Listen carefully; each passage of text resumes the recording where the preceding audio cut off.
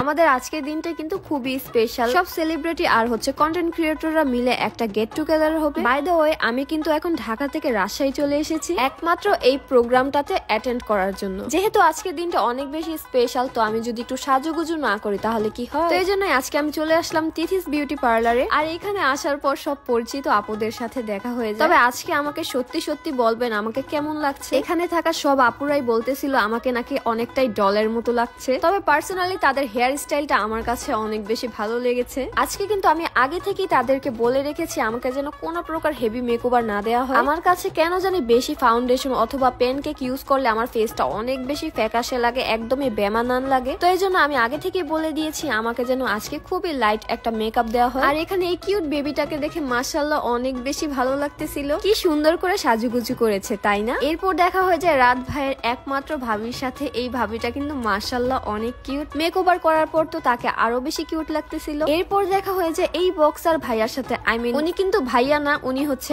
আপু, বাট ওনাকে দেখতে অনেকটাই ভাইয়াদের মতো লাগে। তবে ওনার বিহেভিয়ার কিন্তু খুবই ভালো। এরপর আমার দেখা হয়ে যায় অ্যাঞ্জেল তৃষার সাথে। তৃষা আপুকে কিন্তু সাজার পর একেবারে নায়িকাদের মতো লাগছিল। বাই দ্য ওয়ে, আজকে কিন্তু আমরা রাজশাহীতে স্মৃতি আপুদের বাসায় ছিলাম। আর এখানে আসার পর কিন্তু আমি স্মৃতি আপুর জন্য চেয়ার টেবিলের কভার নিয়ে এসেছি। স্মৃতি আপু বলেছিল তার কাছে পার্পল কালার অনেক বেশি ভালো লাগে, তাই তার পছন্দ অনুসারে আজকে কিন্তু আমি পার্পল কালারের এই কভার গুলো নিয়ে এসেছি। বাই দ্য ওয়ে, এই চেয়ার টেবিলের কভার গুলো কিন্তু একেবারে অরিজিনাল তুর্কির ফেব্রিক্স দিয়ে বানানো। আর এটার কোয়ালিটিও কিন্তু অনেক ভালো। বর্তমানে কিন্তু বিভিন্ন পেজে এই ধরনের কভার পাওয়া যায়, তবে এই পেজের একটা স্পেশাল দিক হচ্ছে তাদের প্রাইস কিন্তু অনেক বেশি রিজনেবল হয়ে থাকে, আর সেই সাথে তাদের কোয়ালিটি অনেক বেশি ভালো হয়ে থাকে। তো এখন অনেকেই জানতে চাইবেন আমি কোন পেজ থেকে এটা নিয়েছি। তো তাদের উদ্দেশ্যে বলছি আমি মূলত আজকে এই কভার গুলো নিয়েছি আবরণ এই পেজ থেকে।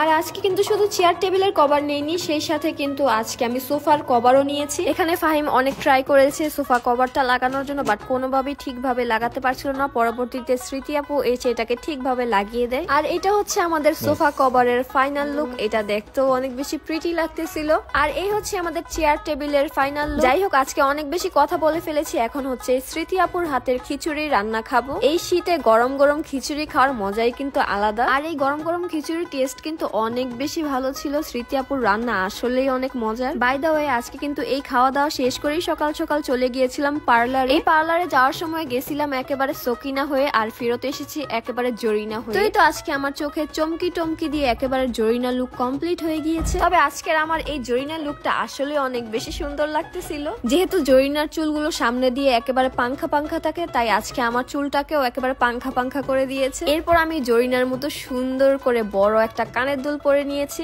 আর এই ইয়ারিংস গুলো পরার পরেই কিন্তু আমাকে একেবারে নায়িকা নায়িকা লাগছে, বলা যায় একেবারে নায়িকা জরিনা হয়ে গিয়েছে। এরপর রাত ভাইয়ের একমাত্র ভাবি আমাকে খুব সুন্দর করে গলার এই সেটটা পরিয়ে দেয়। আর এই গলার সেটটা পরার পর তো নিজেকে মনে হচ্ছিল ওয়াও, বিশ্ব সুন্দরী হয়ে গেলাম। যাই হোক, এই কথাগুলো কিন্তু সবগুলো মজা করে বলেছি, আপনারা কেউ সিরিয়াস ভাববেন না। এমনিতেই আজকে অনেক বেশি লেট হয়ে গিয়েছে, এখন আমাদের প্রোগ্রামটা খুব দ্রুত অ্যাটেন্ড করতে হবে। তো আজ এই পর্যন্তই। সবাই ভালো থাকবেন, সুস্থ থাকবেন, আর আমাদের জন্য বেশি বেশি দোয়া করবেন। আল্লাহ হাফেজ।